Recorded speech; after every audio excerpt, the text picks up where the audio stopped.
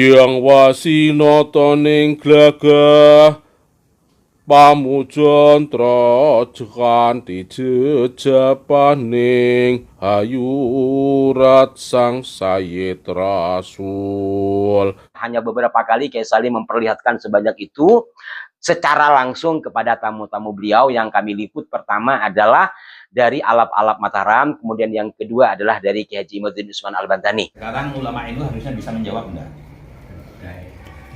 Bahwa harus menjawab dengan tegas, ojo seperti wingi. Ternyata Yasin Fadilah sudah ada sejak masa Mbah Kanjeng Sunan Ampel. Kemarin diklaim Mbak Alam ini. Ini tanggung jawab berat, tantangan berat bagi beliau ya. Karena untuk menyimpan manuskrip seperti itu aslinya memerlukan ruangan khusus dengan tata cahaya khusus karena berkaitan dengan kelembapan ruang itu sangat diperhitungkan. Assalamualaikum warahmatullahi wabarakatuh. Apa kabar saudara-saudaraku? Suasana santai sambil ngararopi. Bismillahirrahmanirrahim, izin. Terima kasih atas masukan Anda di kolom komentar. Walaupun sebagian mohon maaf kalau tidak sempat kami balas ya. Ini ada beberapa komentar yang ada baiknya untuk kami komentari ulang di sini. Pertama, mengucapkan terima kasih. Yang kedua, barangkali adalah bagian dari pelurusan berkenaan dengan tayangan kami tentang manuskrip Wali Songo yang dimiliki atau yang tersimpan di kediaman Kiai Haji Raden Mas Muhammad Salim Al-Qasimi di daerah Cilacap, Jawa Tengah. Yang pertama ini yang positif, dan ini juga sudah kami sampaikan ke beliau sebagai pemilik manuskrip, agar pertama manuskrip itu benar-benar terjaga ya. Sebenarnya ini baru kali ini saja beliau buka ya. Kenapa? Karena akhirnya setelah kami tayangkan, banyak yang penasaran ingin tahu. Tapi memang kami hormati dari sahabat-sahabat yang memberikan saran, mungkin dari orang-orang filologi ya, dari sahabat-sahabat ahli filologi, agar Kiai, mohon maaf Kiai, agar Kiai mengenakan sarung tangan khusus ya. Memang tata caranya kan seperti itu. Saya nggak ngerti kalau secara medis itu tangan itu mengandung apa ya? Tangan itu mengandung asam atau apa, sehingga kita memegang pada kertas-kertas lama itu akan menjadi yang kurang baik lah. Sehingga persyaratan untuk melihat atau memegang kertas-kertas tua atau benda-benda tua itu memang harus pakai sarung tangan. Itu standar umum. Terima kasih atas masukan, karena ini adalah bagian dari kepedulian dan kami sampaikan di sini tiada maksud apapun ya, kecuali barangkali di antara saudara-saudara yang lain memiliki benda-benda kuno atau naskah-naskah kuno, usahakan juga menggunakan sarung tangan, biasanya sarung tangan yang karet itu demi kebaikan. Dan memang ini tanggung jawab berat, tantangan berat bagi beliau ya. Karena untuk menyimpan manuskrip seperti itu aslinya memerlukan ruangan khusus dengan tata cahaya khusus karena berkaitan dengan tata ruang, berkaitan dengan kelembapan ruang itu sangat diperhitungkan. Sangat diperhitungkan ya. Tapi ya namanya di pesantren, tapi tempatnya itu sudah bagus ya, kami sudah pernah ke sana, tempatnya juga ber-AC sehingga kelembabannya insya Allah, dan kami juga sudah sampaikan terangnya, kepencahayaannya seberapa, terus kelembapannya seperti apa, insya Allah. Tapi memang sekali lagi saya garis bawahi, baru kali inilah, hanya beberapa kali Kiai Salim memperlihatkan sebanyak itu secara langsung kepada tamu-tamu beliau. Yang kami liput pertama adalah dari Alap-Alap Mataram, kemudian yang kedua adalah dari Kiai Haji Imaduddin Usman Al-Bantani. Nah, hal lain juga, ini tadi yang positif, ini yang ghairu positif. Masih aja ada yang saudara kita itu, mohon maaf, yang SDM-nya itu di bawah rata-rata. Memang sudah diuji lab, bos, para ahli manuskrip, matanya itu ya, mata lab sudah, kayak kami megang geris gitu.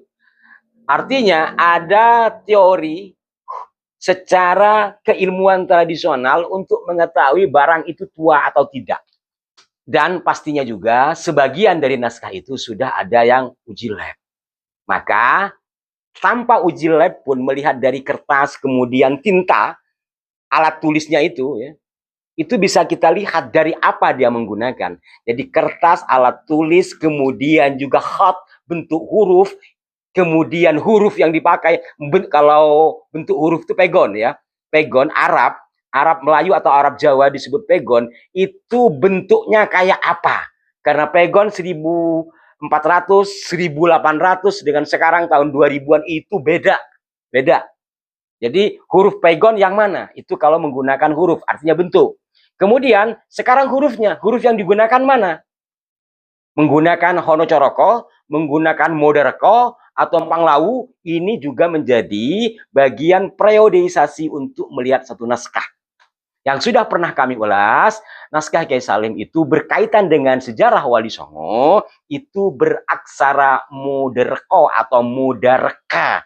Aksara mudareka itu adalah aksara yang umum digunakan masa peralihan antara Majapahit hingga awal Mataram. Jadi ini pon amor bo sing langlingno ninarian juang wayu wana ning tano ning rada samaran panwaja adi nola suring hing wali sabta swada mingkonira dong yang parantenyo anugrahi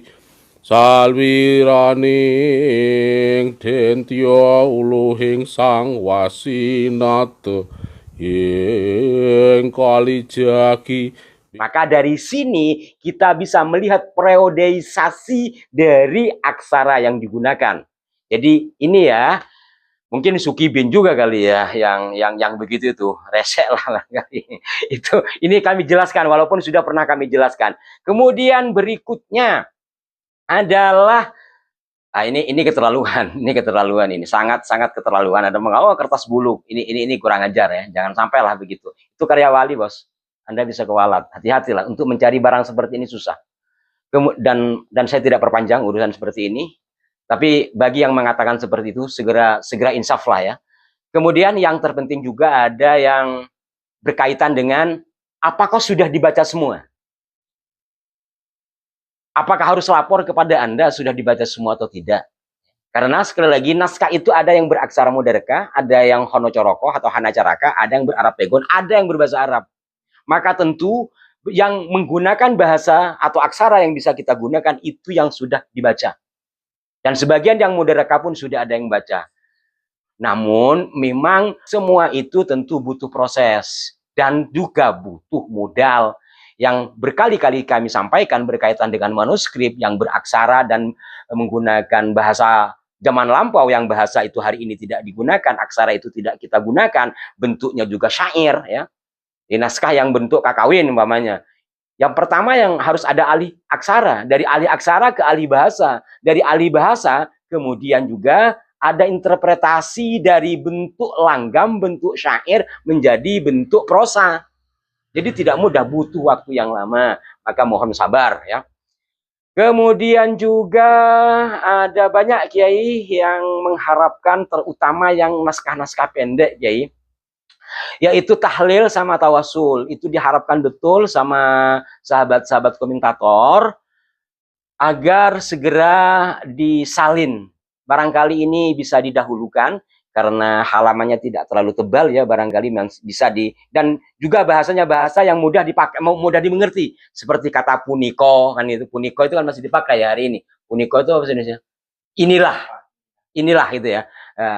Barangkali terkhusus tahlil barangkali bisa ditulis ulang. Ini permohonan, harapan dari banyak sahabat-sahabat di komentator. Kemudian bahasa yang menggunakan bahasa Jawa di Indonesia kan, lalu dicetak, lalu disebar ya. Walaupun nampaknya informasi yang kami terima terakhir, beliau sudah melakukan itu bersama santri-santrinya ya. Jadi seperti pertama adalah susunan tahlil, kemudian tawasul terhadap Syekh Abdul Qadir Al-Jilani, juga yang terakhir itu yang agak pendek itu Yasin Fadilah. Dan masih banyak lain ya yang nyinyir-nyinyir, tidak perlu kami sampaikan di sini. Dan mudah-mudahan menjadi sadar Sebab bagaimanapun mereka yang nyinyir ini, mereka yang biasa disebut sukibin ini adalah ya saudara kita. Mudah-mudahan dengan tayangan ini menjadi sadar dan juga mau belajar sehingga sama-sama kita dalam kecerdasan. Saya bukan orang pintar, saya bukan orang cerdas, tapi berusaha menemani, membersamai orang-orang cerdas, minimal kecipratan cerdasnya. Walaupun saya harus akui sampai hari ini saya mimba'dil orang buta huruf, aksara-aksara kuno. Itulah suksesnya penjajah, membuat kita terlempar jauh dari orang tua kita, sehingga aksara yang diwariskan leluhur kita sendiri kita tidak tahu. Semoga bermanfaat. Mohon maaf jika ada kekeliruan. Berikan masukan yang konstruktif di kolom komentar. Wassalamualaikum warahmatullahi wabarakatuh.